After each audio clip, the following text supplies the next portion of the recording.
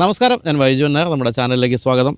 5-6 വർഷം കൊണ്ട് മലയാളികളുടെ പ്രിയപ്പെട്ട താരമായി മാറിയിരിക്കുന്ന മാത്യു തോമസ് ആണ് ഇന്ന് എൻ്റെ കൂടെ ഉള്ളത്. നമസ്കാരം Mathew. Thank you so much. അപ്പോൾ മാത്യുവിൻ്റെ കുറച്ച് വിശേഷങ്ങൾ നമുക്ക് കേൾക്കാം. മാത്യു ഇപ്പോൾ നായകനായിട്ട് പുതിയ ഒരു സിനിമ കൂടി വരുന്നുണ്ട്. നെല്ലിക്കാമ്പൊയിൽ നൈറ്റ് റൈഡേഴ്സ് എന്നാണ് ആ ഒരു സിനിമയുടെ പേര്. അപ്പോൾ ആ സിനിമയുടെ വിശേഷങ്ങളും പിന്നെ കുറച്ച് വാഹന വിശേഷങ്ങളും ഒക്കെ ആയിട്ടാണ് നമ്മൾ മുന്നോട്ട് പോകാൻ പോകുന്നത്. ഇത് മാത്യുവിൻ്റെ സ്വന്തം വാഹനമാണ്, സ്കോഡ കുഷാക്ക്. അപ്പം ഈ നമ്മുടെ ഈ ഷൂട്ടൊക്കെ കോർഡിനേറ്റ് ചെയ്യുന്ന അഖിൽ കഴിഞ്ഞ ദിവസം എന്നെ വിളിച്ച് മാത്യുവിൻ്റെ ഷൂട്ടിനെ പറ്റി പറഞ്ഞപ്പോൾ പറഞ്ഞു, വണ്ടി അത്ര വലിയ വണ്ടിയൊന്നും അല്ലെന്ന് തോന്നുന്നു. അപ്പം ഞാൻ പറഞ്ഞു 23 വയസ്സേ ഉള്ളൂ മാത്യുവിന്. ആ സമയത്ത് ഞാനൊക്കെ അച്ഛ സൈക്കിൾ വാങ്ങിച്ചു തരാമെന്ന് ചോദിച്ചുകൊണ്ടിരുന്നൊരു പ്രായമാണ് നമ്മുടെ. ആ സമയത്ത് ഇത് വാങ്ങിച്ചില്ലേ, അതന്നെ വലിയ കാര്യം. അതുകൊണ്ട് വണ്ടിയൊന്നും നോക്കണ്ട, മാത്യുവും വണ്ടിയും പോരട്ടെ എന്നാണ് ഞാൻ പറഞ്ഞത്. അപ്പോൾ നമുക്ക് ആദ്യം നമ്മുടെ പുതിയ സിനിമയുടെ വിശേഷങ്ങളിലേക്ക് പോകാം. ഇപ്പം ഞാൻ അതിനെപ്പറ്റി കുറച്ചൊക്കെ വായിച്ചപ്പോൾ എനിക്ക് തോന്നിയത് കുറച്ച് പ്രേതവും ആണല്ലേ. സുമതിയും കല്യാങ്കാട്ട് നീലിയൊക്കെ തിരിച്ചു വരികയാണോ? കല്യാങ്കാട്ട് നീളിയും സുമതി എന്നുള്ള ഒരു പരിപാടിയല്ല. നമ്മള് മറ്റൊരു പ്രോപ്പർ ഈ നമ്മള് ഫുഡൊക്കെ കഴിക്കാൻ നേരത്ത് അമ്മൂമ്മയൊക്കെ പറഞ്ഞു തന്നെ കഥ, അല്ലെങ്കിൽ പേടിപ്പിക്കാൻ പറഞ്ഞു തന്നെ കഥ എന്നൊക്കെ ഉള്ളൊരു ബേസിന് നമ്മുടെ പരിപാടി പോകുന്നത്. എന്താന്ന് ഞാൻ കറക്റ്റ് പറയുന്നില്ല. പറഞ്ഞ എല്ലാവർക്കും റിലേറ്റബിൾ ആയിട്ടും, അല്ലെങ്കിൽ ഇപ്പൊ ഞാൻ അങ്ങനെ കഥകൾ കേട്ട് വളരാത്ത ഒരാളാണ്. പക്ഷെ എന്നിട്ടും എനിക്ക് അറിയാം ഇങ്ങനത്തെ ക്യാരക്ടേഴ്സ് ഉണ്ടെന്നും.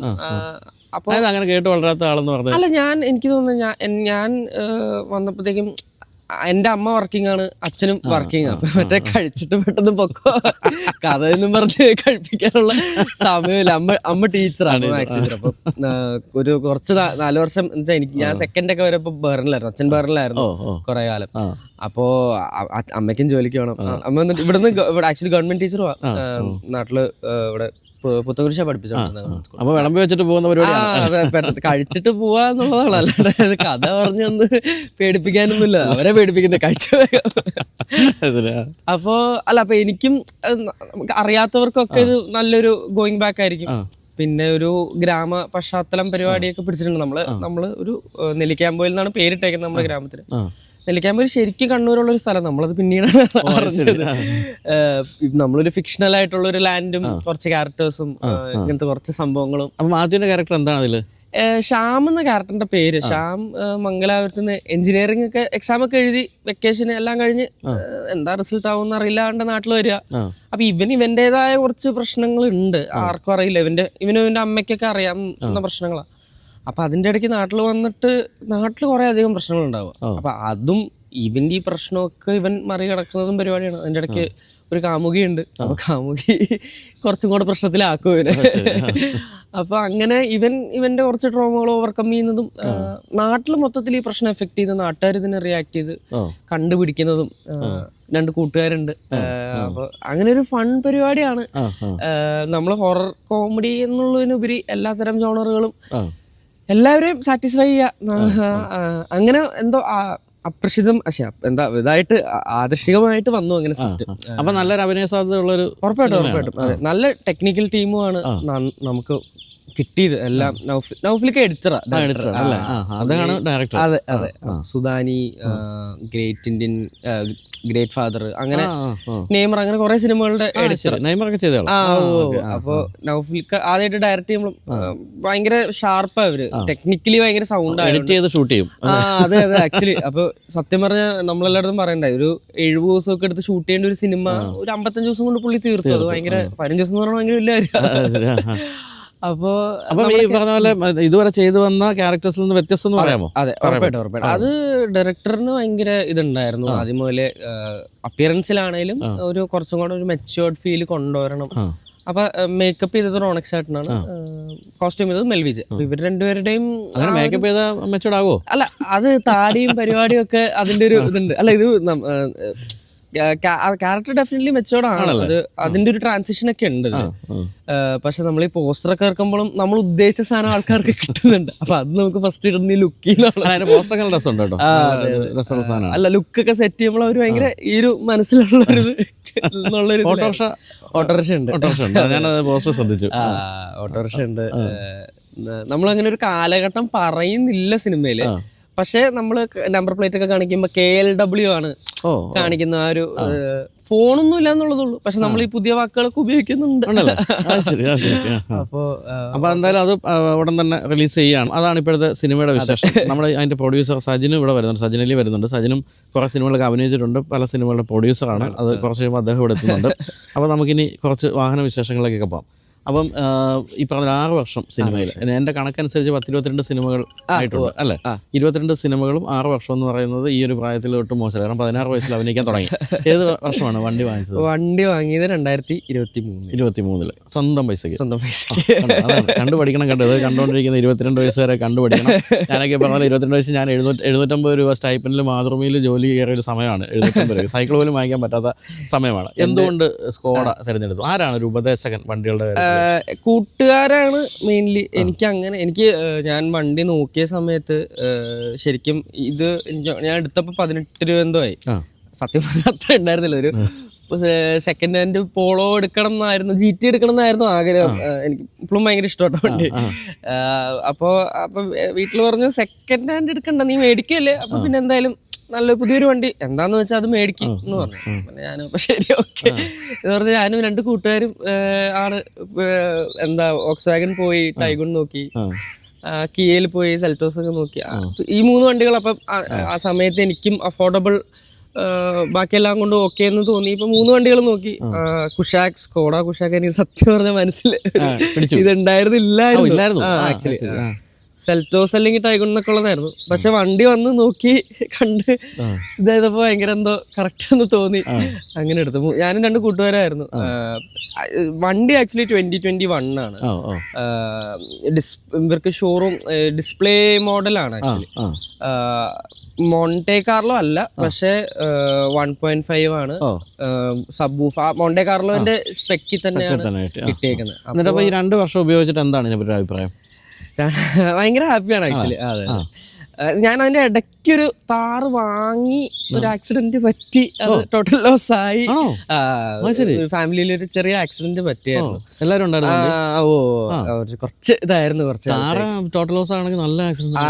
അത് നമ്മുടെ മാമല ഒക്കെ പോകുന്ന വഴിക്ക് ഒരിടയ്ക്ക് 2 സൈഡിലും കുഴിച്ചിട്ടേക്കുമായിരുന്നു.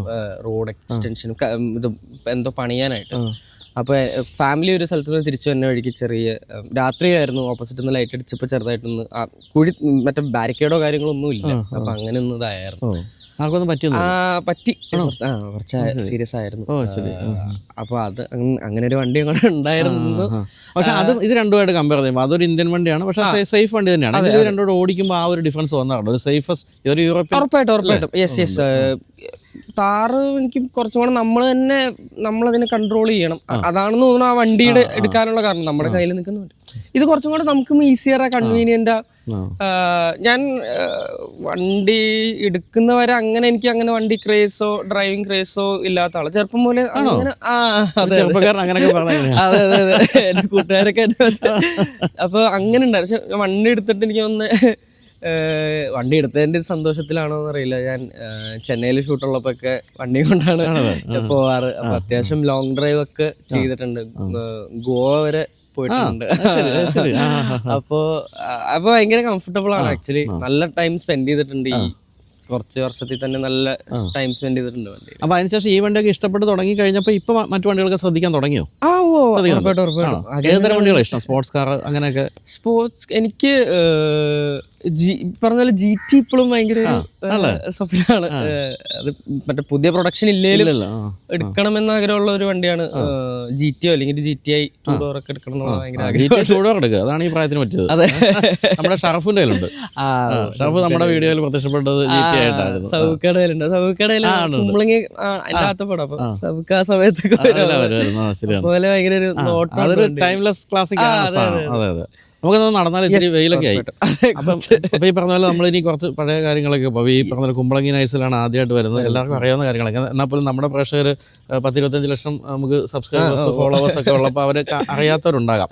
അപ്പൊ സ്കൂളിൽ പഠിച്ചുകൊണ്ടിരിക്കുമ്പോൾ ഓഡിഷൻ അല്ലേ?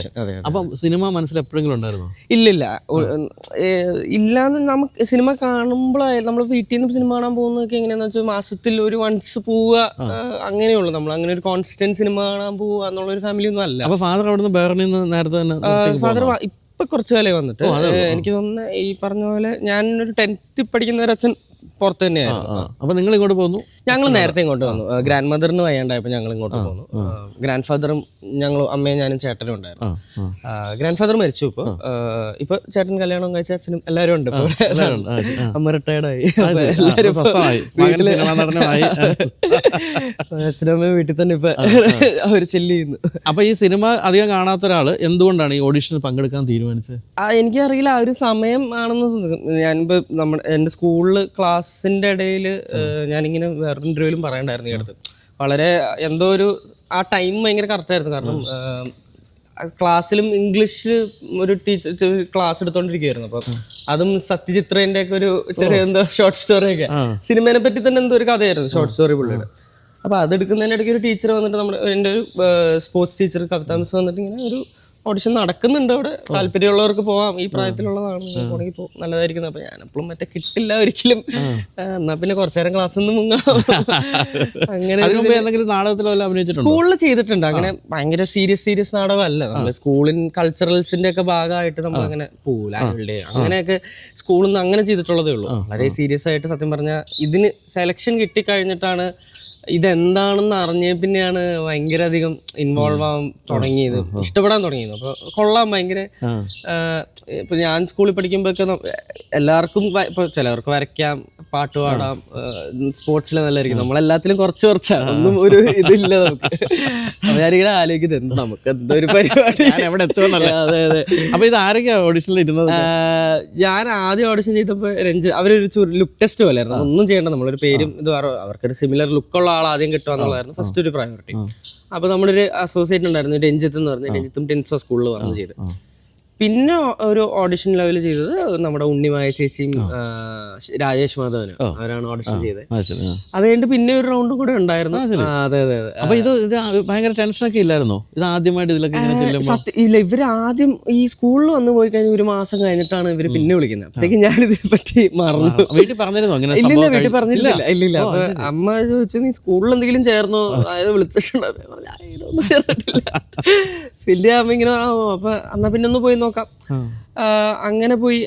അപ്പൊ ഫസ്റ്റ് ഓഡിഷൻ ചെയ്തപ്പോഴും അവരും പറയണ്ടായിരുന്നു കുറെ പേര് നമ്മൾ ഓഡിഷൻ ചെയ്യും, ഒരു ഉറപ്പുമില്ല, ഒരു പ്രതീക്ഷയും വെക്കരുത്, പക്ഷെ നല്ലായിരുന്നു, നമുക്ക് നോക്കാം, ഞങ്ങൾ നോക്കട്ടെ എന്നൊക്കെ പറഞ്ഞ വിട്ടെ. അതും കഴിഞ്ഞ് അവര് ഭയങ്കര സമയം എടുത്തു, അവരും അങ്ങനെ ധൃതിയില്ലായിരുന്നു. അത് കഴിഞ്ഞിട്ട് പിന്നെ ഒരു ഓഡിഷനും കൂടെ ഉണ്ടായിരുന്നു. അപ്പൊ ലാസ്റ്റ് ഓഡിഷനിലൊക്കെ എത്തിയപ്പോഴും ഒരു പ്രതീക്ഷയെന്ന് ഒരു കിട്ടിയാൽ കൊള്ള ആഗ്രഹവും ഇതൊക്കെ അപ്പൊ ശരിക്കും ഉണ്ടായിരുന്നു. ഇതിന്റെ പേരിൽ ഇത്രയും വലിയ ഭീകരന്മാരായ സംഭവങ്ങളൊക്കെ ഉണ്ടെന്ന് മനസ്സിലാക്കിയായിരുന്നു? ഒന്നും അറിയില്ല, ദിലീഷും സംഘവും. ഇല്ല, സത്യമായിട്ടും അറിയില്ലായിരുന്നു. നമ്മളങ്ങനെ ശ്രദ്ധിക്കാറില്ല. എനിക്ക് തോന്നുന്നു ആ സമയത്ത് ഇപ്പൊ ഞാൻ സെലക്ട് ആയി കഴിഞ്ഞിട്ട് പിന്നൊരു 6-7 മാസത്തോളം അവരുടെ ഒപ്പം തന്നെ ഉണ്ടായിരുന്നു, ഷൂട്ട് തുടങ്ങുന്നതിന് മുമ്പ്. വെക്കേഷനും ആയിരുന്നു. അപ്പൊ അങ്ങനെ ഞാൻ കുറെ കാലം ഉണ്ടായിരുന്നു. അപ്പൊ ആദ്യം ഞാൻ ചെന്നപ്പോ ശ്യാമേട്ടൻ എൻ്റെ അടുത്ത് വന്ന് ചോദിച്ചു, മായനദി ഇറങ്ങി കുറച്ച് ആയിട്ടുണ്ടായിരുന്നു, മായനദി ഇറങ്ങി തിയേറ്ററിൽ ഉണ്ടായിരുന്നു, മായനദി കണ്ടായിരുന്നു? ഇല്ല. അപ്പൊ എനിക്കറിയില്ലായിരുന്നു ഇവര് ഇതാണ്. പിന്നെയാണ് മനസ്സിലാവുന്നത് പിന്നെ ശ്യാമേട്ടനൊന്ന് കണ്ടപ്പോഴും വന്ന് ഇങ്ങനെ സൗബിൻ ബാസി ഷെയ്ന്റെ കനിയനായിട്ടാണ്. പറവ് ഭയങ്കര ഒരു ഫേവറേറ്റ് ആയിരുന്നു. അപ്പൊ ഭയങ്കര ഇപ്പൊ ഷെയ്നെയും ബാസിനെയും സമയമൊക്കെ ഭയങ്കര ഇഷ്ടമായിരുന്നു. അപ്പൊ അത് ഭയങ്കര എനിക്ക് പിന്നെയാണ് ഫഹദ് ഫാസിൽ ഉണ്ടെന്നും നസ്രിയ ദിലീഷ് ചേട്ടനും ഒക്കെ. അപ്പൊ ഏത് അവസരത്തിലാണ് വീട്ടിൽ പറഞ്ഞത് ഇങ്ങനെ ഒരു സംഭവം? അല്ല, ഓഡിഷനൊക്കെ തുടങ്ങിയപ്പോ തന്നെ വീട്ടുകാർക്ക് മനസ്സിലായി. അല്ല, അപ്പൊ എന്തായിരുന്നു? കാരണം ഈ ഒരു പ്രായത്തിൽ നമ്മൾ സിനിമയിലേക്ക് പോയി കഴിഞ്ഞാൽ വിദ്യാഭ്യാസത്തിനൊക്കെ പ്രശ്നം വരും, ടെൻഷനൊക്കെ ഇല്ലേ? അമ്മ ടീച്ചറും കൂടെ ആയതുകൊണ്ട്. അപ്പൊ എന്താ വെച്ചാൽ വെക്കേഷൻ ആയിരിക്കും ഷൂട്ട് എന്നുള്ളതായിരുന്നു ആക്ച്വലി ആദ്യത്തെ പ്ലാൻ. അപ്പൊ അമ്മ ആലോചിച്ചപ്പോ ഓക്കെ, വെക്കേഷൻ ആണെങ്കിൽ കുഴപ്പമില്ല, 2 മാസം വീട്ടിലിരിക്കുന്നുണ്ട്, അങ്ങനെ എന്തെങ്കിലും ചെയ്തോട്ടെ, നല്ലതല്ലേ എന്നുള്ള രീതിയിൽ അമ്മ വിട്ടേ. പക്ഷെ വെക്കേഷനിൽ നടന്നില്ല, കുറച്ച് കഴിഞ്ഞിട്ടാണ് ഷൂട്ട് നടന്നത്. പക്ഷെ അപ്പൊ അമ്മ ഓർത്ത് എന്താ, ഒരു സിനിമയല്ലേ, കുഴപ്പമില്ല, ഒരു എക്സ്പീരിയൻസ് അല്ലേ. മൊത്തത്തിൽ ഭയങ്കര ഫസ്റ്റ് പടം എന്ന് പറയുന്നത് കുമ്പളങ്ങി പോലത്തെ ഒരു സിനിമ കിട്ടുക എന്ന് പറയുന്നത് ഭയങ്കര അധികം ഭാഗ്യം ചെയ്യണം, ഭയങ്കര എന്തോ ഒരു ബ്ലെസ്സിങ് ആണത്. അപ്പൊ ഈ പടം ഇറങ്ങി കഴിഞ്ഞപ്പോ ഉണ്ടായ ഒരു ജീവിതത്തിലുള്ള ഭീകര മാറ്റം സംഭവിച്ചില്ലേ? നമ്മൾ ആരും അറിയാതിരുന്ന ഒരാൾ നിപ്പി കയറി അല്ലേ? അതെങ്ങനെയാ? അത് ഈ ഒരു പ്രായത്തിൽ എങ്ങനെ ഉൾക്കൊണ്ടു? സന്തോഷമാണ്. നമ്മള് ഈ പറഞ്ഞ പോലെ ഒന്നാമത് നമ്മളെ ആരും അറിയില്ല, ഞാൻ അങ്ങനെ പുറത്തിറങ്ങാത്ത ഒരാളാണ്. നമ്മൾ പുറത്തിറങ്ങുമ്പോൾ നമ്മൾ ആൾക്കാർ ശ്രദ്ധിക്കുക, ഫോട്ടോ വരിക, പിന്നെ നമ്മള് ചെയ്തൊരു സാധനം വലിയ സ്ക്രീനിൽ കാണുക, ആൾക്കാർ അതിനെ അംഗീകരിക്കുക, സിനിമ ഭയങ്കര അധികമായിട്ട് അംഗീകരിക്കുക എന്നൊക്കെ ഉള്ളത് ഭയങ്കര അധികം സന്തോഷവും ഭയങ്കര ഭീകരതാരമായില്ലേ സ്കൂളില്. അല്ല, എല്ലാരും അറിഞ്ഞൊക്കെ തുടങ്ങിയപ്പോ ഇതുണ്ടായിരുന്നു. പക്ഷെ ഞാൻ 4 മുതലേ ആ സ്കൂളിൽ തന്നെയായിരുന്നു. അപ്പൊ അവരും ഈ പറഞ്ഞ പോലെ ചെറുപ്പം മുതലേ എന്നെ കാണുന്നോണ്ട് എനിക്കത് ഓക്കെ അങ്ങനെ ഒരു ഇതുണ്ടായിരുന്നില്ല. കൂട്ടുകാരൊക്കെ ചെറുപ്പം മുതലേ ഞങ്ങൾ ഒരുമിച്ച, അപ്പൊ അത് ഭയങ്കര കംഫർട്ടബിൾ ആയിരുന്നു. അപ്പൊ എന്നിട്ട് ഇത് വൻ വിജയമായി കഴിഞ്ഞപ്പോ വീട്ടുകാരുടെ എന്താ ഇനി നീ സിനിമ? അല്ല, അങ്ങനെ ഞാനും പ്രതീക്ഷിക്കുന്നില്ല ഇനി ഒരു സിനിമ എന്നുള്ളത്. നമ്മുടെ അജണ്ടയിലുള്ളൊരു കാര്യം അല്ലായിരുന്നു. രണ്ടാമത്തെ സിനിമ ഉടനെ വന്നു. ആക്ച്വലി തിയേറ്ററിലുണ്ടായിരുന്ന സമയത്ത് തന്നെ തണ്ണീർമത്തന്റെ ഇത് വന്നു. അപ്പൊ മറ്റേ ഇതെന്ത് എങ്ങോട്ടാണ് എന്നുള്ളൊരു, അതിൽ അത്യാവശ്യം നല്ല നായകൻ റോളിലേക്ക് എത്തുന്നു അല്ലേ? അതൊരു ടെൻഷൻ ഇല്ല. നമ്മളൊരു സിനിമയെ നിയന്ത്രിച്ച് നമ്മൾ കാരണമാണ് വിജയിക്കാണ് നമ്മൾ കാരണം, പരാജയപ്പെട്ടാലും നമ്മൾ കാരണം എന്നുള്ള ഒരു അവസ്ഥയിൽ ഒരു നായകനിലേക്ക് എത്തുമ്പോൾ ഒരു ടെൻഷൻ ഭയങ്കരമായിട്ടില്ല. ഇല്ല, അത് എനിക്ക് തണ്ണീർമത്തനിൽ ഒരിക്കലും അത് ഫീൽ ചെയ്തിട്ടില്ല. കാരണം അപ്പോഴും രണ്ടാമത്തെ സിനിമയാണ്. അതിന് ഷോൾഡർ ചെയ്യാൻ കുറെ പ്രൊഡക്ഷൻ ഭയങ്കര സ്ട്രോങ്. ജോൺ ഷെബിൻ ബക്കർ, ഷമീർ മുഹമ്മദ്, അപ്പൊ അവരും ടെക്നീഷ്യൻസ്, അപ്പൊ അവർക്ക് നല്ലത്. പിന്നെ ഗിരീഷേട്ടനായാലും അങ്ങനെ, ഗിരീഷേട്ടൻ ഫസ്റ്റ് ടൈം ആണെങ്കിൽ പോലും നീയാ നായകൻ, നീയാണിത് ഷോൾഡർ ചെയ്യേണ്ടത്, അങ്ങനത്തെ പ്രഷറൊന്നും ഇല്ല കേട്ടോ. പിന്നെ അങ്ങനെ എനിക്ക് അങ്ങനെ ഒരു സംഭവം തുടക്കം പോലെ എനിക്ക് കുമ്പളങ്ങി എന്നൊക്കെ വന്നതിന്റെ സിനിമ എല്ലാരും കൂടെ ഒരുമിച്ചാണ് ഷോൾഡർ ചെയ്യുന്നതെന്നുള്ളൊരു ഇത് കാണുകയും, അല്ലെങ്കിൽ അതാണ് നമുക്ക് ഫീഡ് ആയിട്ടുള്ളത്. അപ്പൊ ശരിയാ, പണ്ടൊക്കെ നമ്മള് മമ്മൂട്ടി, മോഹൻലാൽ എന്നൊക്കെ പറഞ്ഞ അവരാണ് താങ്ങി നിർത്തുന്നത്. മോഹൻലാൽ താരങ്ങൾക്ക് അവർക്ക് സുഖമായിട്ട് അല്ല, മറ്റുള്ളവർക്ക് ഗ്രൂപ്പായിട്ട് പിന്നെ അങ്ങനെ ഒരു കളക്റ്റീവിന്റെ ആണ് സിനിമ, ഒരാളുടെ അല്ല ഒരിക്കലും. ഡയറക്ടർ ഉണ്ട് ഡെഫിനറ്റ്ലി, അയാളുടെ വിഷനാണ്. പക്ഷെ എൻഡ് ഓഫ് ദ ഡേ എല്ലാരും ആണ് ഒരു സിനിമ ഉണ്ടാക്കുന്നതെന്ന് വിശ്വസിക്കുന്നു. അപ്പൊ 2 എണ്ണം കഴിഞ്ഞപ്പോഴത്തേക്ക് ഉറപ്പിച്ചോ ഇതാണ്? എനിക്ക് ഒരു തീരുമാനമായി. വീട്ടുകാർക്ക് അറിയില്ലായിരുന്നു എപ്പോഴും ഇതിങ്ങനെ. വീട്ടുകാർ അപ്പം അമ്മ വിചാരിക്കണമെന്ന് വെച്ചാൽ കോളേജ് എന്തായാലും. അപ്പൊ എവിടം വരെ എത്തിയായിരുന്നു പഠിത്തം? കോളേജ് ചേർന്നു. കോവിഡ് ആയിരുന്നു ആ സമയത്ത്. അപ്പൊ ഓൺലൈൻ ക്ലാസ് ഒക്കെ ആയിരുന്നു. അപ്പൊ ഓൺലൈൻ ക്ലാസ് അറ്റൻഡ് ചെയ്തു. കുഴപ്പമില്ലായിരുന്നു. നമുക്ക് ക്ലാസ് ആക്ച്വലി തുടങ്ങിയപ്പോ അത് മനസ്സിലായി നടപടിയാവില്ല. ഞാനിതങ്ങനെ വീട്ടിൽ പറയും. അമ്മ ആകെ ആവശ്യപ്പെട്ടത് കോളേജ് ഡിഗ്രി ഒന്നും എടുക്കണേ എന്നുള്ളത്. നമുക്ക് എന്തും ചെയ്തോ ഡിഗ്രി എടുക്കണേ എന്നുള്ളത്. ഞാൻ ഇങ്ങനെ ഇത് പറയുന്നു വിചാരിച്ചപ്പോഴത്തേക്ക് അമ്മയ്ക്ക് മനസ്സിലായി. അച്ഛൻ സപ്പോർട്ട് അത്ര. അച്ഛൻ എനിക്ക് തോന്നുന്നു തുടക്കമേ മനസ്സിലായത് ഇങ്ങനെ പോയിരിക്കും. അപ്പൊ ഡിസ്റ്റൻസ് എഡ്യൂക്കേഷൻ ഒന്നും ചേർന്നില്ല? അതും നോക്കി കയ്യില് നിൽക്കുന്നില്ല. ഡിസ്റ്റൻസ് എഡ്യൂക്കേഷൻ ഞാൻ എളുപ്പാന്നുള്ളൊരു ധാരണയാണ് പുറത്ത് എടുത്തത്. പക്ഷെ അല്ല, നമ്മളിത് പണിയെടുക്കണം. സ്കൂളിൽ പോകണ്ട, കോളേജിൽ പോകണ്ടെന്നുള്ളൊരു ഇതേ ഉള്ളൂ. പക്ഷെ ഇരുന്ന് ചെയ്യാൻ കുറെ ഉണ്ട്. പക്ഷെ സിനിമ എന്ന് പറയുന്നത് വലിയ ലോകത്ത് എത്തിയെങ്കിലും കോളേജ് മിസ് ചെയ്യില്ല ജീവിതത്തിൽ? എനിക്ക് അത് അറിയില്ല. കാരണം ഞാനിങ്ങനെ ഇടയ്ക്ക് ആലോചിക്കും. കാരണം എനിക്ക് ചില കോളേജ് പരിപാടികളിൽ പോകുമ്പോഴും നമ്മൾ ചില ഫോട്ടോ വീഡിയോ ഒക്കെ കാണുമ്പോൾ ഇടയ്ക്ക് ഇങ്ങനെ അയ്യോ എന്ന് തോന്നും. പക്ഷെ ഫ്രണ്ട്സ് ഉണ്ട് കേട്ടോ എനിക്ക്. എൻ്റെ ഞങ്ങളൊരു 6-7 പേരോളം എൻ്റെ ക്ലോസ് ഫ്രണ്ട്സ് സ്കൂൾ മുതലേ ഉള്ളവരുണ്ട്. അപ്പൊ അവര് നമ്മളിടയ്ക്ക് ഇങ്ങനെ നമ്മുടെ പരിപാടികൾ ഉണ്ട്. അപ്പോ അത് ഹാപ്പിയാണ്. അപ്പൊ അതുകൊണ്ട് പിന്നെ എത്രയും പേര് ആഗ്രഹിക്കുന്ന ഒരു സാധനം കിട്ടിയതിന്റെ സന്തോഷവും. അപ്പൊ നമുക്ക് അത് ഇതൊന്നും പറഞ്ഞ് വിഷമിച്ചിരുന്നിട്ട് കാര്യമില്ല. പക്ഷെ എനിക്ക് ഏറ്റവും ഇഷ്ടപ്പെട്ട സിനിമ ജോവാൻ ജോയ സിനിമ. കാരണം നിങ്ങൾക്കൊരു വീട്ടിലൊരു ചേച്ചി ഉണ്ടെങ്കിൽ ഇത് നിങ്ങൾ കൃത്യമായി അനുഭവിച്ചിട്ടുള്ളതായിരിക്കും ജീവിതത്തിൽ. അച്ഛ സിഗരറ്റ് കിട്ടി ഇവൻ്റെ പോക്കറ്റിൽ എന്ന് പറയുന്ന സാധനമൊക്കെ ഞാനൊക്കെ എൻ്റെ ജീവിതത്തിൽ അനുഭവിച്ചുള്ളൂ. അത് വളരെ കൃത്യമായിട്ട് നിഖില് അതുപോലെ മാത്യു ഗംഭീരമായിട്ട് ചെയ്തു. അത് ശരിക്കും ആസ്വദിച്ച് ചെയ്തൊരു സിനിമ അല്ലേ? അത് എൻ്റെ വളരെ അടുത്തൊരു സുഹൃത്താണ് അരുൺ ഡി ജോസ്, ഡയറക്ടർ ആണല്ലേ? ശരി. ഞങ്ങള് എനിക്ക് അതിന് മുമ്പ് പ്രകാശം പറക്കട്ടെ സിനിമയിലെ മീറ്റ് ചെയ്യുന്നത് 2 വർഷം മുമ്പ്. അപ്പൊ അന്നപോലെ ഞങ്ങള് അതിന്റെ റൈറ്റർ രവീഷ്നാഥ് ഉണ്ട്. അപ്പൊ ഞങ്ങള് ഭയങ്കര സുഹൃത്തുക്കളാണ്. അപ്പൊ അങ്ങനെ അരുൺ ചേട്ടന് ഒരു ഇത് വന്നു. നിഖിലേച്ചിനെ അറിയാം നമുക്ക്. അപ്പൊ നിഖിലേച്ചിയും വരുന്നു. അപ്പൊ എല്ലാവരും അറിയുന്നവരാ. ചമ്മനാണ്. അപ്പൊ ഫുൾ ക്രൂ ഭയങ്കര ക്ലോസ് ഇതാ. ചെറിയൊരു സിനിമ. നമ്മുടെ എല്ലാവർക്കും ഇപ്പൊ നിഖിലേച്ചിക്ക് ചേച്ചിയുണ്ട്. അപ്പൊ നിഖിലേച്ചിക്ക് അറിയാം ഇതിന്റെ ഒരു പരിപാടി. എനിക്കൊരു ചേട്ടനുണ്ട്, എനിക്കും അറിയാം. മൊത്തം പാരകളുള്ള അനുഭവിച്ചു വന്നവരാ. അപ്പൊ നമ്മള് വീട്ടിൽ അനുഭവിക്കുന്നത് ചെയ്യുക എന്നുള്ളതാ. നമ്മളെ അടിയൊക്കെ കൂടുന്നത് ഒന്നുമില്ല. നമ്മളവിടെ കിടന്ന് പിച്ചി മാന്തി 2 ദിവസം ഭയങ്കര വേദനയില്ല. നിഖിലേച്ചിയുടെ ഇവിടെ പാട്, എനിക്ക് ഇവിടെ പാട്. അത് ഭയങ്കര രസമായിരുന്നു. പിന്നെ നിഖിലേച്ചി ശരിക്കും ചേച്ചിനെ പോലെ ഇടയ്ക്ക് വിളിക്കും. ഞാൻ വിളിച്ചില്ലൊക്കെ എന്നെ ഇടയ്ക്ക് വിളിക്കും. എന്നിട്ട് എവിടെയാണ് എന്താണ് ഓക്കെ അല്ലേ ഇതുണ്ടാവും ആ ഒരു സ്നേഹം എപ്പോഴും. ഈ മാത്യുവിനെ പറ്റി ഞാൻ വിചാരിച്ചിരുന്ന മാത്യു ഭയങ്കര ഇൻട്രോവേർട്ടാണ്, അധികം സംസാരിക്കില്ലെന്നൊക്കെ ആയിരുന്നു. പക്ഷെ അങ്ങനൊന്നും അല്ലെന്ന് എനിക്കിപ്പോൾ മനസ്സിലായി. മാത്യു നന്നായിട്ട് സംസാരിക്കുന്നതാണ്. ഞാൻ ഇന്നലെ ഈ ഇന്റർവ്യൂവിന് മുമ്പ് ഞാൻ ഒന്നിട്ട് ഇന്റർവ്യൂ കണ്ടു നോക്കി, എങ്ങനെ ഉണ്ട്, എങ്ങനെ ഇടപെടണം എന്നറിയാം. അതിലൊക്കെ വളരെ നന്നായിട്ട് സംസാരിച്ചു. പണ്ട് ഈ പറഞ്ഞ പോലെ നമുക്കും ഇങ്ങനെ ഇന്റർവ്യൂവും കാര്യങ്ങളൊക്കെ പുതിയതാണ്. അപ്പൊ നമ്മളിത് ചെയ്താണ് നമുക്കൊരു സ്റ്റേജിലൊക്കെ കോളേജ് പരിപാടിയൊക്കെ പോകുമ്പോൾ ആദ്യമൊക്കെ മൈക്ക് കിട്ടുമ്പോൾ ഭയങ്കര പേടി. കാരണം ഞാൻ നോക്കുമ്പോ എന്നെയൊക്കെ ആ സമയത്തൊക്കെ പോകുമ്പോ ഇപ്പൊ പിന്നെയും ഞാൻ എന്റെ പോലത്തെ ആൾക്കാരായിരിക്കില്ലേ, നേരത്തെ എന്നെക്കാളും മൂത്തവരുടെ നമ്മളെന്ത് പറയാന്. അപ്പൊ അതൊരു എനിക്ക് തോന്നുന്ന എക്സ്പീരിയൻസ് വന്നൊരു കോൺഫിഡൻസ് ആണ്. അല്ല, ഈ ഒരു പ്രായത്തിന്റെ അപ്പുറത്തേക്കുള്ളൊരു പക്വത നമുക്ക് പലപ്പോഴും ഇന്റർവ്യൂസിലൊക്കെ കാണാൻ സാധിക്കുന്നുണ്ട്. ശരിക്കും എങ്ങനെയാ സ്വഭാവം? പക്വതയുള്ള സ്വഭാവമാണോ? അല്ല, അങ്ങനെ ഞാനങ്ങനെ നമ്മൾ മെച്ചുവറാവണം എന്ന് വിചാരിച്ചിട്ടൊന്നും ചെയ്യുന്നില്ല. അല്ല, എനിക്ക് തോന്നുന്നത് വർക്ക് ചെയ്യുന്നത് പ്രായത്തിൽ മൂത്തവരും നല്ല കുറെ ആൾക്കാരെ പരിചയപ്പെടാനും നല്ല കുറെ ആൾക്കാരായിട്ട് ഇടപെടാനൊക്കെ പറ്റിയിട്ടുണ്ട്. അപ്പൊ അതിൽ നിന്ന് കിട്ടിയൊരു സീരിയസ്നെസ് ആവാം. പിന്നെ നമുക്ക് ശരി എന്നുള്ള കാര്യം കോൺഫിഡൻസോടെ ചെയ്യുക.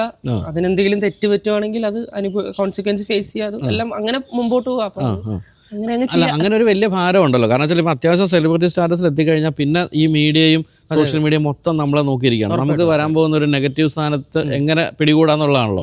ആ ഒരു ടെൻഷൻ ജീവിതത്തിലുണ്ടോ ഇപ്പോൾ? ഇടയ്ക്ക് ഉണ്ടായിരുന്നു, പക്ഷെ അത് നമ്മളങ്ങനെ നോക്കിയിട്ട് കാര്യമില്ല എന്ന് എനിക്ക് മനസ്സിലായി.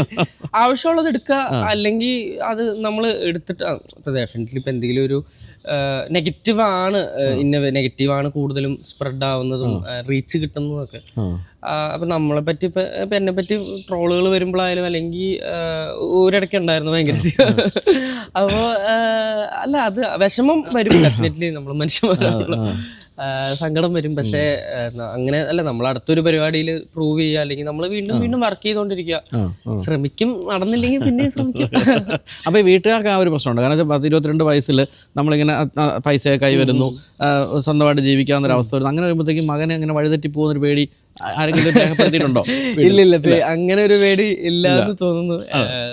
ഇല്ല, അമ്മ എപ്പോഴും അങ്ങനെയൊന്നും നോക്കില്ല. എന്തെങ്കിലും ശരിയല്ലാന്ന് തോന്നിയാൽ അപ്പൊ തന്നെ ചെയ്യില്ല, അത് അങ്ങനെ ചെയ്യുന്ന പറയും അച്ഛനായാലും. ചേട്ടൻ എന്താ ചെയ്യുന്നത്? ചേട്ടൻ ലേക്ക് ഷോറിൽ കോർഡിനേറ്റർ ആയിട്ട് മാനേജ്മെന്റ് സൈഡിലെ ട്രാൻസ്പ്ലാന്റും കാര്യങ്ങളൊക്കെ ഹാൻഡിൽ ചെയ്തിട്ടുണ്ട്. ചേട്ടന്റെ വൈഫ് ചേച്ചി കോലഞ്ചേരി ഹോസ്പിറ്റലിൽ PRO ആണ്.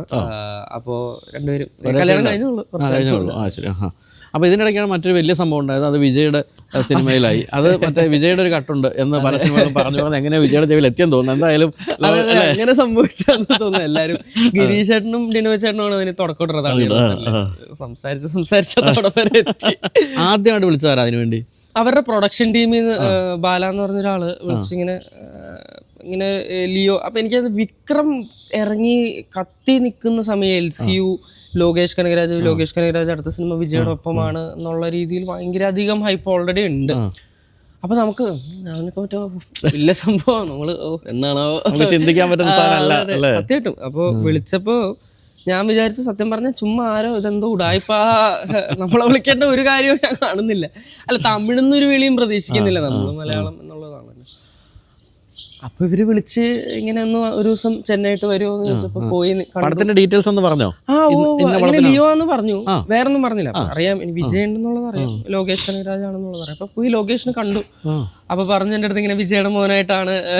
എങ്ങനെ മാറ്റിലേക്ക് എത്തിയെന്ന് പറഞ്ഞു? ഈ ഒരു ഞാൻ അല്ല, അവര് സിനിമകൾ കണ്ടിട്ടുണ്ടല്ലോ. ഇപ്പൊ ലോകേഷ് ആയാലും കോയമ്പത്തൂർ ആയതുകൊണ്ട് മലയാള സിനിമകൾ കണ്ടിട്ടുണ്ട്. അപ്പൊ അറിയാം ഈ പറഞ്ഞ പോലെ. പിന്നെ അവരുടെ ടീമിൽ കുറെ മലയാളികൾ പട്ടാമ്പിന്നും അങ്ങനെ പാലക്കാട് നിന്നൊക്കെ മലയാളികളുണ്ട്. അപ്പൊ അവരൊക്കെ അങ്ങനെ ഈ പറഞ്ഞ പോലെ അവര് നോക്കുമ്പോഴും മോനെ പോലെ തോന്നണമല്ലോ. അപ്പൊ അങ്ങനെ ഒരു സംഭവം നോക്കി കുറച്ച് അഭിനയിക്കാന്ന് പറയുന്ന പയ്യനാണ്. അപ്പൊ പിന്നെ കുഴപ്പമില്ല, നമുക്ക് വിളിച്ചോക്കാന്നുള്ള രീതിയിൽ വിളിച്ചാന്ന് തോന്നുന്നു.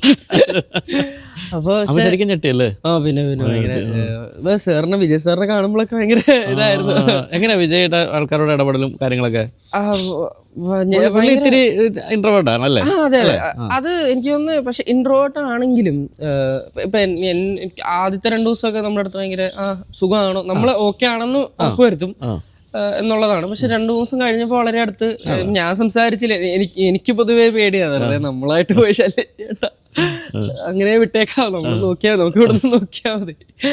അപ്പോൾ പക്ഷെ സാറ് വന്ന് ചോദിക്കും എന്താണ്, ഓക്കെ അപ്പൊ പടം ഇറങ്ങണ്ടല്ലോ എന്താണ്, അപ്പൊ ഓക്കെ എല്ലാം വന്ന് അന്വേഷിച്ച് നമ്മൾ വേറെ സ്ഥലത്താണെങ്കിലും ഓക്കെ അല്ലേ എന്നുള്ളൊരു ഇതുണ്ടാവും എപ്പോഴും. സാറ് പറഞ്ഞ പോലെ രാവിലെ വരും സെറ്റില്. വലിയ പടം ആയതുകൊണ്ട് അവർ തുടങ്ങി വരുമ്പോൾ എങ്ങനെ പോയാലും 10 മണിയാവും. പക്ഷെ പുള്ളി കറക്റ്റ് ഒരു 7 മണിക്ക് ഷാർപ്പ് അവിടെ ഉണ്ടാവും. പുള്ളി റെഡി ആയിട്ടിരിക്കും. ഷൂട്ടില്ലേലും അങ്ങനെ കാരവനിൽ തന്നെ ഇരിക്കുന്ന ഒരാളല്ല, ചുമ്മാ പുറത്തേക്കൊക്കെ ഇറങ്ങി ആ പുള്ളി കംഫർട്ടബിൾ ആണ്. എല്ലാവരും പുള്ളിക്കും സാർ വന്നു എന്ന് പറഞ്ഞ എല്ലാവരും പോയി സാറിനെ ബുദ്ധിമുട്ടിക്കാനും പോകുന്നില്ല. അപ്പൊ നമ്മള് കാശ്മീരൊക്കെ ഷൂട്ട് ചെയ്യുമ്പോൾ ഇപ്പൊ എന്റെ ഷൂട്ട് എടുത്തോണ്ടിരിക്കുമ്പോൾ സാർ അതിൽ കൂടെ ഒക്കെ നടന്ന് ചുമ്മാ അവിടെ ഉണ്ടാവും ഒരാളെ പോലെ. ഭയങ്കര രസം. എല്ലാ ക്രൂ ആയിട്ടും ടെക്നീഷ്യൻസ് ആയിട്ടും ഞാൻ പറഞ്ഞപ്പോ ലൈറ്റ് കാണുന്ന ചേട്ടന്മാരൊക്കെ ആയിട്ട് വരെ സാർ ഭയങ്കര. അപ്പൊ അത് ഭയങ്കര നമുക്ക് അത്രയും വലിയൊരു സ്റ്റാർ, അത്രയും ഭയങ്കര ഡൗൺ ടു എർത്തും എല്ലാവരോടും ഇടപെടുന്ന രീതിയൊക്കെ ആയാലും എനിക്ക് ഭയങ്കര അത്ഭുതമായിരുന്നു. അല്ലെങ്കിൽ അത്രയും ഇതായിട്ടും ഭയങ്കര ഹമ്പിളായിട്ട് നിൽക്കുക എന്ന് പറയുന്നത് ഒരു വലിയ കാര്യമാണ്. അപ്പൊ നമ്മുടെ ഇവിടുത്തെ സൂപ്പർ സ്റ്റാർസിന്റെ കൂടെ അഭിനയിച്ചല്ലോ, ഇവരെ രണ്ടു കൂട്ടരെയും ഈ ലൊക്കേഷനിലെ ഒരു മാറ്റം എങ്ങനെയാണ്? അവിടെ ശരിക്കും നമ്മൾ തമിഴിലൊക്കെ എല്ലാവരും ഭയങ്കരമായിട്ട് ഇങ്ങനെ താണു വണങ്ങി നിൽക്കുന്ന ഒരു രീതി കണ്ടിട്ടുണ്ട്. അങ്ങനെ തന്നെയാണോ ഇപ്പോഴും? ഇല്ല, എനിക്ക് അങ്ങനെ ഫീൽ ചെയ്തിട്ടില്ല. ഞാൻ 2 സിനിമകൾ വർക്ക് ചെയ്തിട്ടുണ്ട്. ഒന്ന് രണ്ടാമത് ധനുഷ് ഡയറക്ട് ചെയ്ത സിനിമയാണ്. അപ്പൊ എനിക്ക് അങ്ങനെ തോന്നില്ല. പൊതുവെ എനിക്ക് തോന്നുന്നത് തമിഴ്നാട്ടിലെ ആൾക്കാർക്ക് ജനറലി കുറച്ചുകൂടെ ഒരു സ്നേഹം കൂടുതൽ അതെനിക്ക് തോന്നുന്നു അവരുടെ ഒരു കൾച്ചറൽ ഭാഗമായിട്ട് അതുണ്ട്. എനിക്ക് തോന്നുന്നുള്ള ഒരിക്കലും ഒരു ഓവർ ബഹുമാനം കൊടുക്കുക, റെസ്പെക്റ്റ് ആണെന്ന് തോന്നുന്നു അവർക്ക്. എനിക്ക് തോന്നുന്നത് സിനിമയായാലും ആർട്ട് ഇൻ ജനറൽ അവർക്ക് ഭയങ്കര റിലീജിയസ്ലി ഒക്കെ ഭയങ്കര ക്ലോസ് ടു ആണെന്ന് തോന്നുന്നു, കൾച്ചറൊക്കെ ആയിട്ട്. അപ്പൊ ആ ഒരു റെസ്പെക്ട് ഉണ്ട്. കല ചെയ്യുന്നവൻ ആ ഒരു റെസ്പെക്ട് എല്ലാ ആർട്ടിസ്റ്റിനും എല്ലാവർക്കും കൊടുക്കുന്നതായിട്ട് അതേ ഉള്ളൂ. എനിക്ക് ഇവിടെ നേരെ തിരിച്ച് നമ്മുടെ ഓഡിയൻസ് ആയാലും എല്ലാവരും നമ്മൾ കുറച്ചും കൂടെ ഇതിനെ സീരിയസ് ആയിട്ടും നമ്മുടെ ഒരു ലെഗസീനെ മെയിൻറ്റെയിൻ ചെയ്യാനൊക്കെ ശ്രമിക്കുന്നു. നമ്മുടെ സിനിമകളൊക്കെ ഈ പറഞ്ഞ പോലെ പണ്ടത്തെ സിനിമകളൊക്കെ ആ ക്വാളിറ്റി ഒക്കെ ഭയങ്കര നമ്മൾ ഭയങ്കര ഷാർപ്പാവാൻ ശ്രമിക്കുന്ന ഓഡിയൻസ് ആയാലും അങ്ങനെയാണ്. ചെറിയൊരു മോശമാണെങ്കിൽ അവര് പറയുന്നത് നടക്കില്ല നമ്മുടെ അടുത്ത്, നല്ലത് കൊണ്ടോത്താ അപ്പൊ റെഡിയാക്കാം എന്നുള്ളതാണ്. പക്ഷെ നല്ലതാട്ടോ. അതെനിക്ക് തോന്നുന്നത് മലയാള സിനിമ ഇത്രയും എല്ലായിടത്തേക്ക് എത്താനും ഇതാവാനൊക്കെ കാരണം ഓഡിയൻസിനാണ് ഏറ്റവും. നിങ്ങൾ സ്വയം ഇംപ്രൂവൈസ് ചെയ്യാനൊക്കെ കാരണം കാരണം ഓഡിയൻസ് ആണ് നമ്മളെ ഇത് നിർത്തണം. എങ്ങനെ നല്ലത് മാത്രം ചെയ്യാം, നമുക്ക് വേണ്ട മോശം എന്നുള്ളത്. എന്താണ് ഒരു അൾട്ടിമേറ്റ് എയിം എന്ന് പറയുന്നത്? ഈ മറ്റേ മികച്ച കഥാപാത്രങ്ങൾ ചെയ്യാന്നുള്ളത് തീർച്ചയായിട്ടും ഉണ്ട്. ഈ സൗത്ത് ഇന്ത്യൻ സിനിമയിൽ പൂർണ്ണമായിട്ടൊക്കെ അഭിനയിക്കണം അങ്ങനെയൊക്കെ ഉണ്ട്. ഈ ഭാഷ പ്രശ്നം, ഈ തമിഴ് പ്രശ്നം വന്നില്ല? തമിഴ് അറിയില്ലായിരുന്നു ആക്ച്വലി. പക്ഷെ എനിക്ക് തോന്നുന്നത് മലയാളം പോലെയാണ് നമുക്ക് മനസ്സിലാവുന്നുണ്ട്. ആക്ച്വലി നമുക്ക് മനസ്സിലാക്കാൻ ഒരു ബുദ്ധിമുട്ടില്ല, പറയുമ്പോഴും വാക്കുകൾ കിട്ടുന്നുണ്ട്. എനിക്ക് തോന്നുന്നു മലയാളത്തിന്റെ ഗുണം അതാണെന്ന് തോന്നുന്നു. മലയാളം പറയാൻ അറിയാവുന്നതിന് വേറൊരു ഭാഷ പറയാനില്ല, പറയാൻ പറ്റിയ. അത് എനിക്ക് തോന്നുന്നു നമ്മുടെ കുറെ കൂടുതലും നായകന്മാര് പുറത്തു പോയി സിനിമകൾ കുറെ ചെയ്യുന്നവരുണ്ടല്ലോ. അപ്പൊ അവരൊക്കെ ലാംഗ്വേജിൽ ഭയങ്കര സ്ട്രോങ് ആയതുകൊണ്ടുള്ള അവർ പിന്നെ അവിടെ സിനിമ ചെയ്യുന്നു. അതെനിക്കൊന്നും ഈ മലയാളം അറിയുന്നതിന്റെ ഗുണമാണ്. അപ്പൊ വലിയ ഡയലോഗൊക്കെ ഒറ്റയടിക്ക് പറയാൻ പറ്റി? എന്തോ സ്കൂളിൽ പഠിക്കുന്നതിന്റെ കുറച്ച് ഗുണം. ഞാൻ എന്താ ചെയ്യണമെന്ന് വെച്ചാൽ വാക്കുകൾ ഒരു ഇതുണ്ടാക്കും, എന്നിട്ട് അർത്ഥവും കൂടെ മനസ്സിലാക്കും. വെറുതെ വിഴുങ്ങുന്നതിന് പകരം എന്താണെന്നുള്ളൊരു മനസ്സിലാക്കും. പിന്നെ ഏടികളുടെ ഒക്കെ അടുത്ത് പോയി ചോദിച്ചു ഇതെന്താ നിങ്ങളുടെ ശൈലി എന്താ, ഇവിടെ എങ്ങനെയാ അതിന്റെ ഒരു പ്രസന്റേഷൻ എന്നൊക്കെ ചോദിച്ച് മനസ്സിലാക്കി പിടിക്കുന്നത്. വെറുതെ ബൈഹാർട്ട് പഠിച്ച് നമുക്ക് ഇറക്കാനും അങ്ങനെ പറ്റൂല, അത് വർക്കാവത്തില്ല. രണ്ടാമത്തെ സിനിമയൊക്കെ ആയപ്പോഴത്തേക്കും ഒന്ന് സെറ്റായി. കാരണം രണ്ടാമത്തേല് കുറച്ചധികം ഈ പറഞ്ഞ പോലെ സ്പീഡിലും ഇതിലും ഒക്കെ ചെയ്യേണ്ടത് ആവശ്യം ഉണ്ടായിരുന്നു. അപ്പൊ ധനുഷു ആണ് ഡയറക്ടർ. അപ്പൊ അതും നല്ലൊരു എക്സ്പീരിയൻസ്. നല്ലൊരു ക്ലാസ് ആയിരുന്നു. വീണ്ടും വന്നോ തമിഴ്? ഇല്ല, വരുന്നുണ്ട്. ഞാൻ വേറൊരു ഭാഷ വെറുതെ പോയിട്ട് കുറെ ചെയ്യേണ്ട, വളരെ നല്ലത്. എനിക്ക് മലയാളമാണ് കംഫർട്ടബിള്. മലയാളമാണ് എന്നെ ഞാനാക്കുന്നതും എനിക്കെല്ലാം ഉള്ളതൊക്കെ. ഇവിടെ തന്നെ നല്ല സിനിമകൾ ചെയ്യണം. പിന്നെ അത് മാത്രമല്ല, നമ്മൾ പുറത്തേക്ക് പോകുമ്പോ എന്താന്ന് വെച്ചാൽ നമ്മുടെ ഒരു സ്പീഡല്ല, അവര് ഭയങ്കര ഷെഡ്യൂളൊക്കെ ആയിട്ട് അവർക്ക് അങ്ങനെ ഒരു ധൃതി ഇല്ല, അത്ര ദിവസം കൊണ്ട് തീർക്കണം എന്നുള്ള. അപ്പൊ നമ്മള് പോകുമ്പോ ചിലപ്പോ നമുക്ക് ഇവിടെ മിസ് ഔട്ട് ആവും. അതെ അതെ ശരിയാ. ഇവിടെ നമ്മളൊക്കെ പണ്ടൊക്കെ കേട്ടിട്ടുണ്ട് പ്രിയദർശനൊക്കെ പഴയ സിനിമകള് വമ്പൻ ഹിറ്റായ സിനിമയൊക്കെ 20 ദിവസം 22 ദിവസം. ഭയങ്കര അത്ഭുതം. 15 ദിവസത്തിലൊക്കെ കുറെ സിനിമ തീർത്തിട്ടുണ്ട്, സ്ക്രിപ്റ്റുകൾ തീർത്തിട്ടുണ്ട്. അത് ഭയങ്കര അത്ഭുതം.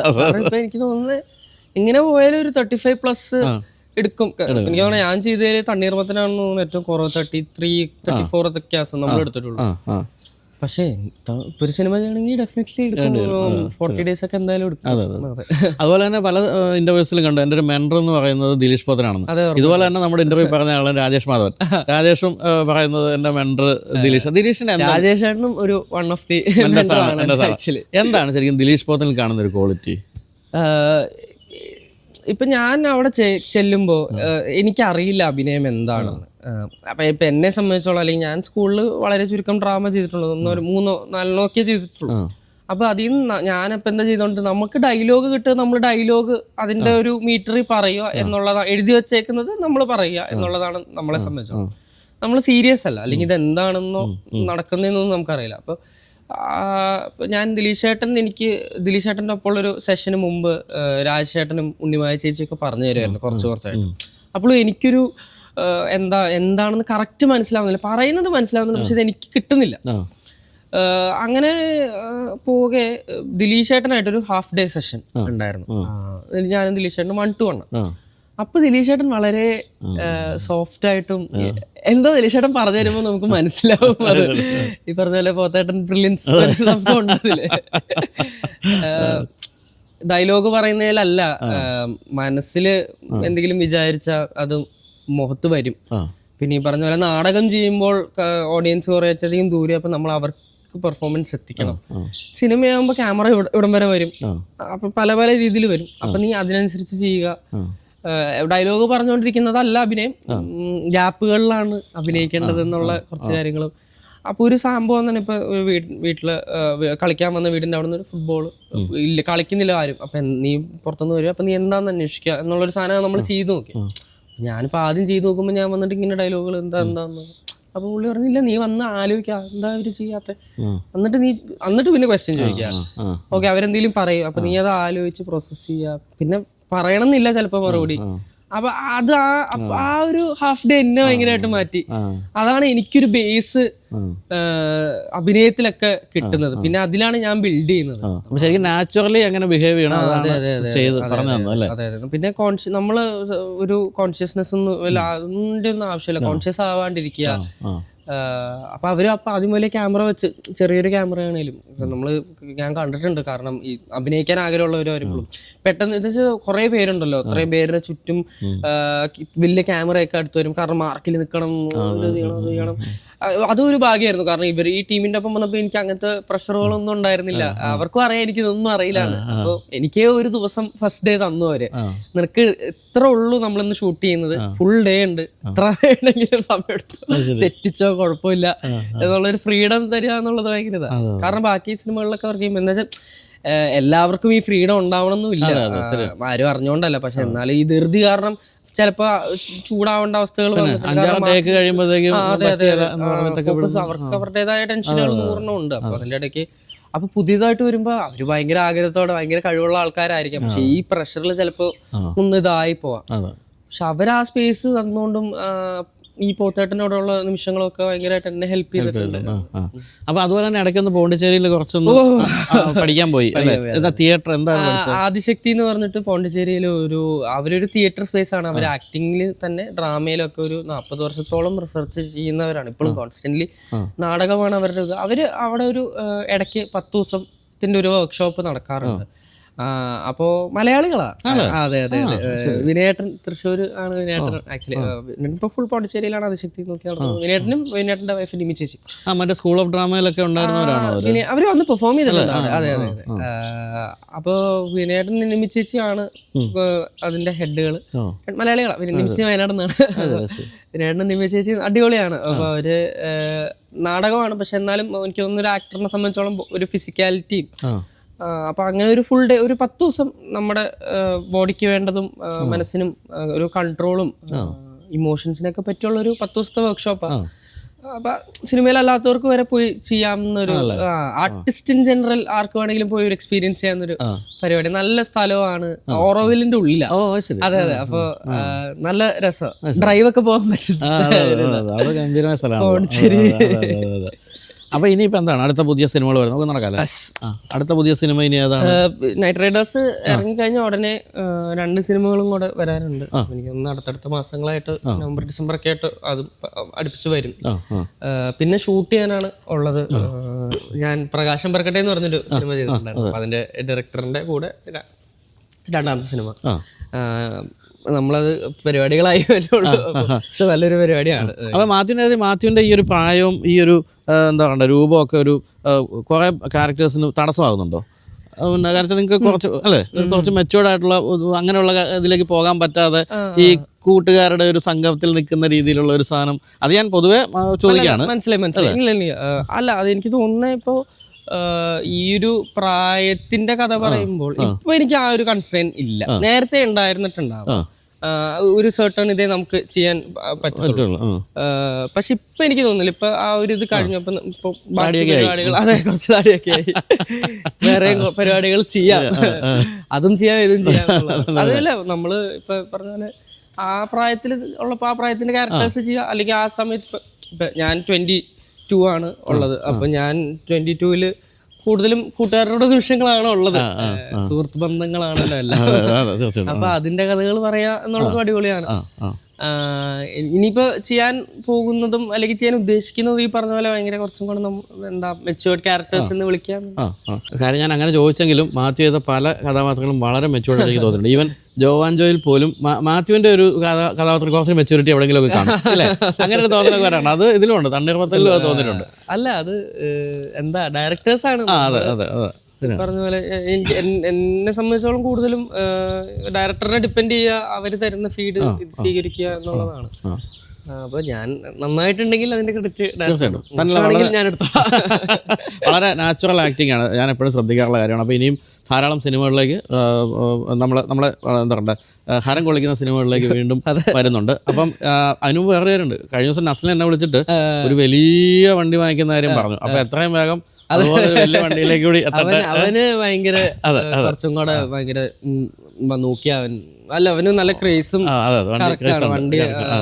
ഇപ്പൊ അവൻ സൂപ്പർബ് എടുക്കുമ്പോഴായാലും എനിക്ക് തോന്നുന്നു അവൻ എനിക്ക് വണ്ടി എടുക്കണം എന്നുള്ള പ്ലാൻ പെട്ടെന്ന് വന്ന് ഓക്കെ വണ്ടി എടുക്കാം എന്നുള്ളൊരു സാധനത്തിൽ അങ്ങനെ ക്വിക്കായിരുന്നു. എനിക്ക് തോന്നുന്നത് ഞാൻ എടുക്കാൻ പ്ലാൻ ചെയ്യുന്നതിനും ഒരു 1 ഇയറോളം അവൻ ഭയങ്കര നോക്കി എല്ലാം വ്യക്തമായിട്ട് നോക്കിയിട്ട് അവൻ സൂപ്പർബ് എടുത്തത്. അപ്പൊ അവൻ എടുക്കുന്നതിന് മുമ്പ് ഞാൻ നീ പെട്ടെന്ന് നീ സ്കോഡ് എടുത്തോടാ ഞാനും സ്കോഡ്. അത് ശരിക്കും പറഞ്ഞാൽ സാധാരണഗതിയിൽ ഈ ഒരു പ്രായത്തിലേക്ക് SUV-യിലേക്കൊക്കെ പോകുമ്പോൾ അതൊന്നും എടുക്കാതെ അത് ശരിക്കും വണ്ടി പ്രാന്തരാണെന്ന്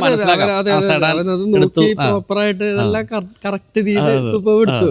അപ്പൊ ഇനിയിപ്പോ വേറൊരു വലിയ സാധനം അതെന്താ ക്യാമറ ഓഫ് ചെയ്ത് കഴിയുമ്പോൾ ഞാൻ പറയാം. അത് ഞാൻ ടെസ്റ്റ് ഡ്രൈവിനൊക്കെ വിളിച്ചൊക്കെ കൊടുത്തിട്ടുണ്ടായിരുന്നു. വാങ്ങിച്ചോന്ന് അറിഞ്ഞു കേട്ടോ, വാങ്ങിച്ചിട്ടില്ലെന്ന് തോന്നുന്നു. എന്തായാലും അത്തരത്തിലുള്ള ജീവിതത്തിലെ എല്ലാ ആഗ്രഹങ്ങളും അങ്ങ് സാധിച്ചേക്കാം. പൈസ കൂട്ടി വെച്ചോണ്ടിരിക്കരുതെന്നാണ് എൻ്റെ ഒരു അഭിപ്രായം. അപ്പൊ നമുക്കിനി നമ്മുടെ പ്രൊഡ്യൂസർ എത്തിയിട്ടുണ്ട്, സജിൻ. അപ്പോൾ ഈ നെല്ലിക്കാമ്പോയിൽ നൈറ്റ് റൈഡേഴ്സിന്റെ കാരണഭൂതൻ വന്നിട്ടുണ്ട്. സജിൻ അലി എന്നാണ് പേര്. സജിൻ അഞ്ചക്കള്ളക്കോക്കാൻ, പിന്നെ നീലവെളിച്ചം, അഞ്ചക്കള്ളക്കോക്കാൻ, ഹലോ മമ്മി, ഇത് 4ാമത്തെ ചെറുതായിട്ടുണ്ട്. അത് ശരി, അതുണ്ട്. പൂർണ്ണമായിട്ടും ഹൊററായിരുന്നു ഹലോ മമ്മി. ഹലോ മമ്മി നല്ല സിനിമയായിരുന്നു. അഞ്ചക്കള്ളക്കോക്കാനും അതെ വെൽ മെയ്ഡ് ഉഗ്രൻ സിനിമയായിരുന്നു. മറ്റേ ഇത് ഞാൻ കണ്ടിട്ടില്ല, നീലവെളിച്ചം ഞാൻ കണ്ടിട്ടില്ല. പഴയ സിനിമ കണ്ടിട്ടില്ല, അതുകൊണ്ടാണ് അത് തിയേറ്ററിൽ ആവശ്യത്തിനുള്ള കളക്ഷൻ തരാതിരുന്നത്. ശരിയാണെന്ന് തോന്നുന്നു. അപ്പൊ ഇതിലും അപ്പൊ അഭിനയിച്ചിട്ടുണ്ട്, അഭിനയമുണ്ട് കേട്ടോ. 1001 ചട്ടമ്പി എന്ന് പറഞ്ഞൊരു സിനിമ, അങ്ങനെ 2 അഭിനയിച്ചിട്ടുള്ളൂ.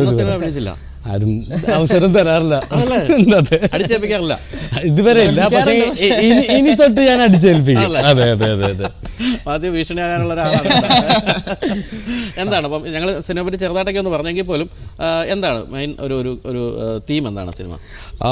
ഇതൊരു മൾട്ടി ജോൺറ ഫിലിം എന്ന് പറയും ഞാൻ. കാരണം ഇതിനകത്ത് നമ്മുടെ കയ്യിൽ നിന്ന് കൈമോക്ഷം വന്നിട്ടുള്ള ഒരു ഗ്രാമാന്തരീക്ഷവും അവിടെ ഉള്ളൊരു സുഹൃത്ത് ബന്ധവും അതിനകത്തോടെ നടക്കുന്ന ഒരു ചെറിയ റൊമാൻസും അതിൽ നിന്ന് ആ നാട്ടിൽ നടക്കുന്ന ദുരൂഹ സാഹചര്യത്തിലുള്ള കുറച്ച് കാര്യങ്ങളും അതിങ്ങനെ പോയി കുറച്ച് ഹൊററും മിത്തും ആക്ഷനും ഇപ്പം എല്ലാം ആയില്ലേ, ഇങ്ങനെ എല്ലാം കൂടി പോകുന്നൊരു പരിപാടിയാണ്.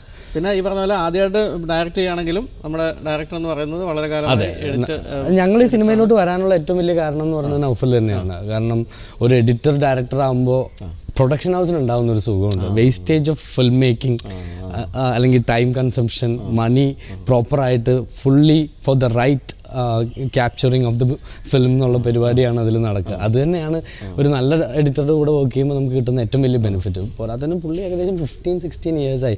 +2 കഴിഞ്ഞിട്ട് വണ്ടിയും ബാഗും തൂക്കി കൊച്ചിയിൽ വന്നതാണ്. അതായത് റെയിൽവേ പ്ലാറ്റ്ഫോമിൽ കിടന്നിട്ടുണ്ട് പുള്ളി. എല്ലാം ഒരു ഫിലിം മേക്കർക്ക് ഉണ്ടാവേണ്ടതായ എല്ലാ സ്ട്രഗിളിൽ കൂടിയും പോയി സിനിമയുടെ ഗ്രേ സൈഡ്സും ഫ്ലാഷി സൈഡ്സും എല്ലാം കണ്ട് അങ്ങനെയുള്ള ഒരാളാണ്. അപ്പോൾ അതുകൊണ്ട് തന്നെ ഐ റെസ്പെക്ട് ഹിം. അപ്പോൾ അദ്ദേഹത്തിൻ്റെ ആദ്യ സിനിമ എന്ന് പറയുമ്പോൾ അത് ടേക്കപ്പ് ചെയ്യാൻ we were so happy to do that. ഇപ്പോഴത്തെ അവസ്ഥയിൽ ഞാൻ ശ്രദ്ധിക്കണം, സിനിമ നല്ല സിനിമ എടുത്താൽ മാത്രം പോരാ, അതിൻ്റെ മാർക്കറ്റിംഗ് ആണ് ഇപ്പോൾ ഒരു മെയിൻ. അത് നിങ്ങളെപ്പോലുള്ളവരെ എത്രത്തോളം അത് ബുദ്ധിമുട്ടിക്കുന്നില്ല അങ്ങനെ ഒരു സംഭവം? It's A tedious task, but at the same time നമ്മൾ പറയുന്നുണ്ടല്ലോ ഇപ്പോൾ everything is on digital platform. അപ്പോൾ ഇത് നമ്മൾ ചെയ്തിട്ടില്ല എന്നുണ്ടെന്നുണ്ടെങ്കിൽ നമ്മുടെ സിനിമ എത്തില്ല. ഇപ്പോൾ സിനിമാക്കാർ ഫേസ് ചെയ്യുന്ന ഏറ്റവും വലിയൊരു ബുദ്ധിമുട്ടെന്ന് പറയുന്നത് ഓഡിയൻസിനെ തിയേറ്ററിലോട്ട് കൊണ്ടുവരിക എന്നുള്ളതാണ്. സിനിമ പ്യുവർലി ഒരു തിയേറ്ററിക്കൽ ആർട്ട് ഫോമാണ്, അത് തിയേറ്ററിൽ എൻജോയ് ചെയ്യേണ്ടതാണ്. അപ്പോൾ അതിങ്ങനെ ഒരു സിനിമ വന്നിട്ടുണ്ട്, അത് തിയേറ്ററിൽ വന്ന് കാണൂ എന്ന് നമ്മൾ പറയുന്നുണ്ടെങ്കിൽ അതിന് ഇൻസ്പയറിംഗ് ആയിട്ടുള്ള കോണ്ടന്റ് നമ്മൾ ഡെലിവർ ചെയ്യണം. ഇത്രയും സമയം സ്പെൻഡ് ചെയ്ത് ഇത്രയും എനിക്ക് തോന്നുന്ന പൈസക്കൊക്കെ ഉപരി അവരിത്രയും ഒരു 4-5 മണിക്കൂർ പരിപാടിയാണ്, ഒരു ദിവസം പോവാണ്. പൈസ നല്ലപോലെ സമയവും പോകുന്നുണ്ടല്ലോ അതോടൊപ്പം. പിന്നെ ക്യാപ്സ്യൂൾ പരുവത്തിൽ നിങ്ങളടക്കം എല്ലാവരും കൊടുത്തോണ്ടിരിക്കുകയല്ലേ, എന്റർടൈൻമെന്റും ഉണ്ടല്ലോ. അതെ, പിന്നെ കുറെ പേര് എന്നെ പോലെ കുറെ പേര് OTT വരട്ടെന്നും പറഞ്ഞു. അതാ ഇപ്പൊ ആദ്യം തന്നെ പറഞ്ഞ നിലവിളിച്ച് ഞാൻ കണ്ടിട്ടില്ല, പഴയത് കണ്ടു എന്നാണ് പറയുന്നത്. ഞാൻ പൊതുവെ തിയേറ്ററിൽ പോകാത്ത ആളാണ്, പക്ഷെ എല്ലാ സിനിമയും ഞാൻ കാണും കേട്ടോ, എല്ലാം കാണുകയൊക്കെ ചെയ്യും. ഇപ്പൊ ഇന്നലെ ഹൃദയപൂർവ്വം കണ്ടു. കള്ളപ്പണ്ട് കാണുന്നില്ല, അത്രയും ചെയ്താൽ മതി. അപ്പൊ എന്തായാലും 17-ാം തീയതി ഒക്ടോബർ 17-ന് സിനിമ റിലീസ് ആവുകയാണ്. അപ്പൊ ആദ്യമേ സജിമെന്ന് ഇറങ്ങിയപ്പോൾ എന്നോട് പറഞ്ഞു എന്നെ പറ്റി വണ്ടിയെ പറ്റി ഒന്നും ചോദിക്കരുത്. അപ്പൊ ഞാൻ പറയുന്നത് ഡിഫൻഡറിൽ വന്ന് ഇറങ്ങിയിട്ടാണ് പറയുന്നത്, വണ്ടിയെ പറ്റി ചോദിക്കരുത്. ദുബായിലാണ് അപ്പം ബേസ്, അവിടെ ഏതുകൊണ്ട് ഉപയോഗിക്കുന്നത്? അവിടെ ഒരു FJ ഉണ്ട്, ഒരു BMW X7, കുറച്ച് വണ്ടികൾ. ആക്ച്വലി അതിനകത്ത് ഇപ്പോൾ ഇത് നമ്മൾ ANHS 3 പാർട്ട്നേഴ്സ് ആണുള്ളത് ഞങ്ങളുടെ കമ്പനിയിൽ, അബ്ബാസ്, ഹംസ, സജിൻ. ഓക്കെ, അതിൽ മോട്ടോർ ഹെഡ് എന്ന് പറയുന്നത് ഹംസക്കുട്ടിയാണ്. ഹംസക്കുട്ടി എന്ത് പറയുന്നു ഞങ്ങൾ ആ വണ്ടി എടുക്കുന്നു. കാരണം ഈ ഇൻ്റർവ്യൂവിൽ ശരിക്കും നിൽക്കേണ്ടിയിരുന്നത് പുള്ളിയാണ്. വണ്ടീനെ ഇതുപോലെ സ്നേഹിക്കുന്ന ഒരു മനുഷ്യനെ കണ്ടില്ല. ഫോർ എക്സാമ്പിൾ നമ്മൾ ഇവിടെ ഒരു ഹിൽ സ്റ്റേഷനിൽ ടൂറ് പോയിട്ട് രാവിലെ ഒരു 5-6 മണിയാകുമ്പോൾ പുറത്തുനിന്ന് ഭയങ്കര ശബ്ദം കേൾക്കുന്നു. അപ്പോൾ നമ്മുടെ LC ഉണ്ട്, ഈ വണ്ടിയുണ്ട്, പിന്നെ ഒരു വണ്ടിയുണ്ട്. ജനലിൽ നിന്ന് കർട്ടൻ നീക്കി നോക്കിയപ്പോൾ 6 മണി സമയത്ത് പുള്ളി ഇരുന്ന് ജയനെ പോലെ ഈ വണ്ടി 3 കഴുകിക്കൊണ്ടിരിക്കുക. അപ്പോൾ ഹംസക്കുട്ടിയാണ് ശരിക്കും ഈ ഇന്റർവ്യൂവിൽ നിൽക്കേണ്ട ആള്. ഞങ്ങളുടെ എല്ലാ വണ്ടികളും പുള്ളിയാണ് നോക്കുന്നതും വാങ്ങുന്നതും. പുള്ളി പറയുന്നത് ഞാൻ അബ്ബാസ്ക്ക് അനുസരിക്കുന്നു, ആ വണ്ടി ഓടിച്ചുകൊണ്ട് ഞങ്ങൾ അടുത്ത പടം പ്രൊഡ്യൂസ് ചെയ്യുമ്പോൾ നമുക്ക് ഹംസക്കെ കൊണ്ടുവരാം അല്ലേ? അതെ, ഉറപ്പായിട്ടും ഹംസഖാനെയാണ് നിങ്ങൾ ഫീച്ചർ ചെയ്യേണ്ട. പുള്ളിക്ക് എന്താ ഇൻസ്റ്റഗ്രാമിൽ ഒരു 54K ഫോളോവേഴ്സ് ഉണ്ട്. അവിടെ നിന്ന് ഓരോ വരവിനും ഗൾഫിൽ നിന്ന് വണ്ടികൾ നമ്മളത് കൊണ്ടുവരും. യങ്സ്റ്റേഴ്സിന്റെ ആളാണ്. വീട്ടിലൊക്കെ ഇപ്പൊ അടുത്ത് മറ്റേ MG ഒക്കെ വീട്ടിനകത്തോട്ട് കയറ്റി നിർത്തിയിട്ടൊക്കെ പുള്ളി ഫേമസ് ആയിട്ടുള്ള. അപ്പൊ ഈ എപ്പിസോഡ് ശരിക്കും പോകേണ്ടിരുന്നത് ഹംസയാണ്. ചെയ്യുന്നത് ഞാൻ ഹംസയ്ക്ക് വേണ്ടി. അപ്പം അതൊക്കെയാണ് വിശേഷങ്ങൾ. അപ്പൊ എന്തായാലും ഈ പറഞ്ഞ പോലെ സിനിമയെ പറ്റി ഇപ്പോഴത്തെ ഒരു അവസ്ഥയിൽ നമ്മൾ സിനിമയെ പറ്റി ഒത്തിരി പറയേണ്ട കാര്യമില്ല, ആൾക്കാർ വന്ന് കാണട്ടെ എന്ന് തന്നെയാണ്. പിന്നെ മാത്യുവിന്റെ നല്ലൊരു പ്രകടനം അതിൽ കാണാൻ പറ്റും. മാത്യുവിന്റെ ഒരു ട്രാൻസ്ഫോർമേഷന്റെ തുടക്കം കുറിക്കുന്നത് നമ്മളായിരിക്കും. കുട്ടിയായിട്ട് വന്നു, അദ്ദേഹം വളർന്നു, താടിയൊക്കെ വെച്ച് വലിയ ആളായിട്ട് എന്തിനു പറയുന്നത് ദളപതി വിജയോട് പോലും അതെ അച്ഛനെ വിളിച്ച ആളാണ്.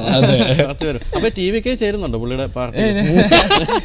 നമ്മളിവിടുത്തെ പൊളിറ്റിക്സ്, സിനിമ പൊളിറ്റിക്സ് അല്ല, സിനിമക്കാർ സാധാരണ അപ്പൊളിറ്റിക്കൽ ആവാറ്, രാഷ്ട്രീയം ഉള്ളിലാണെന്നാണ് പറയാറ്. പ്രശ്നമാണ്.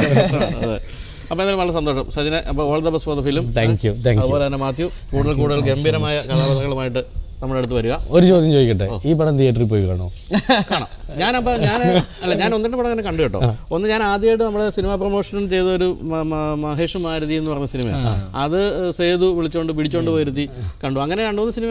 17-ാം തീയതി എവിടെ ഉണ്ടെന്ന് പറഞ്ഞാൽ ഞാൻ തീർച്ചയായിട്ടും അഖിലിനോട് ഞാൻ പറഞ്ഞു എന്തായാലും കൊണ്ടുവരണം എന്നുള്ളത്. പോലീസിനോടൊക്കെ പറഞ്ഞു പിടിച്ചോണ്ട് പോകാൻ. അപ്പോൾ എന്തായാലും സന്തോഷം. Thank you.